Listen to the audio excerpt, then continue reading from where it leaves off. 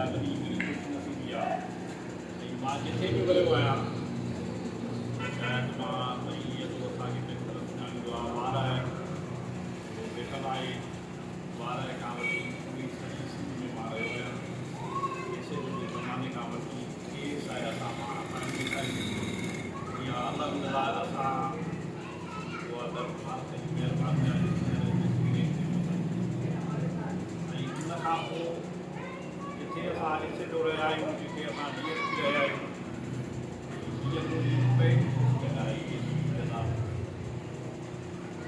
तव्हां खे हाणे मां वधा करे न ॿुधाईंदुमि। जिथे बि रहिया आहियूं असां दरिश्त न बाबा असांखे कीअं मां ॿुधो आहे न मां। ऐं असां यकीन कयो हाणे थियो आहे असांखे वधीक इंफॉर्मेशन जेकी हूंदी न त सुबुह सां असां अख़बार खे ॾिसी ऐं उन ते असां जेको आहे पुछाणो कंदा हुआसीं त भई हीअ ख़बर जेकी आहे नंढी आहे नंढी आहे।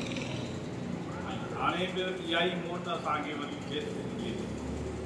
पोइ त असांखे ॿियनि किताब न पर फेसबुक असांखे शायदि अख़बार खां बि अवल ख़बर पई।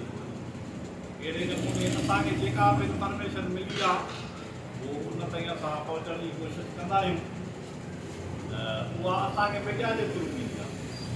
ऐं मां मीडिया वारनि जो घुराईंदो आहियां थोरी कराची जा हुजनि, थोरी कश्मीर में हुजनि, अंदरूनी जा किथां जा हुजनि, ऐं उन्हनि असांखे इहे ई मान ॾिनो आहे।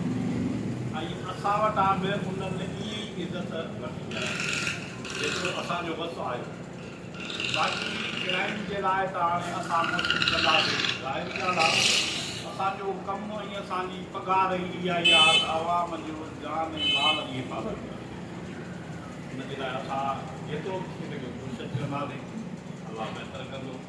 मां तव्हांजो वरी बि तहे दिलि सां घुराईंदो आहियां जो तव्हां असांखे जेको आहे त मतिलबु एॾो मान बख़्शियो आहे ऐं तव्हांखे